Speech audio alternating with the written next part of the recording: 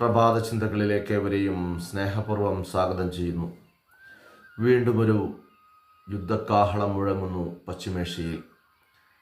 പശ്ചിമേഷ്യയിൽ പുതിയൊരു യുദ്ധത്തിന് തുടക്കമായിരിക്കുകയാണ്.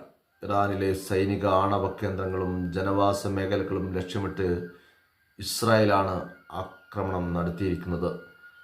സൈനിക നടപടിക്ക് ഓപ്പറേഷൻ റൈസിംഗ് ലയൺ എന്നാണ് അവർ പേര് നൽകിയിരിക്കുന്നത്. ഇറാന്റെ ഉന്നത സൈനിക ഉദ്യോഗസ്ഥരും ആണവശാസ്ത്രജ്ഞരും കൊല്ലപ്പെട്ടിട്ടുണ്ട്. തിരിച്ചടിയായി ഇറാൻ ഇസ്രായേലിലേക്ക് ഡ്രോണുകൾ പായിച്ചു. ഇസ്രായേലിൽ പ്രത്യാഘാതങ്ങൾ നേരിടേണ്ടി വരുമെന്ന് ഇറാന്റെ പരമോന്നത നേതാവ് അയത്തുള്ള ഖമേനി താക്കീത് നൽകിയിട്ടുമുണ്ട്.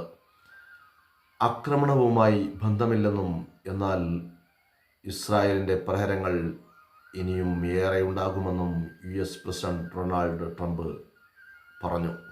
ഇസ്രായേലും ഇറാനും തമ്മിൽ ദശാബ്ദങ്ങളായി നടക്കുന്ന നിഴൽ യുദ്ധമാണ് തുറന്ന പോരിലേക്ക് എത്തിയിരിക്കുന്നത്.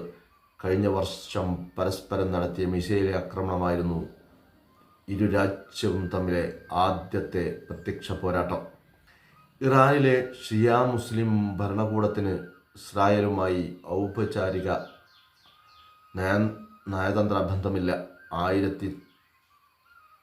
1970 ഇസ്ലാമിക വിപ്ലവാനന്തരം ബന്ധം വിച്ഛേദിക്കപ്പെട്ടത്.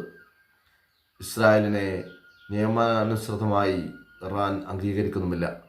ഹമാസ്, ഹിസ്ബുള്ള തുടങ്ങിയ ഇസ്രായേലിൻ്റെ കണ്ണിലെ കരടായ ഇസ്ലാമിക പ്രസ്ഥാനങ്ങൾക്കെല്ലാം ഇറാൻ്റെ അകമഴിഞ്ഞ പിന്തുണയും ലഭിക്കുന്നുണ്ട്. ഇസ്രായേലാകട്ടെ തക്കം കിട്ടുമ്പോഴൊക്കെ ഇറാനിലെ ഉന്നതരെ വധിച്ചും ആ രാജ്യത്തെ അട്ടിമറി ആക്രമണങ്ങൾ നടത്തിയിട്ടും മുന്നോട്ട് പോയിക്കൊണ്ടിരിക്കുന്നു. മറു രാജ്യത്തിൻ്റെ സാന്നിധ്യം സ്വന്തം നിലനിൽപ്പിന് ഭീഷണിയാണെന്നാണ് ഇരു കൂട്ടരും കരുതുന്നത്. ഇറാൻ്റെ തകൃതിയായ ആണവ പരിപാടി കുറേയേറെയായി ഇസ്രായേലിൻ്റെ ഉറക്കം കെടുത്തുന്നുമുണ്ട്.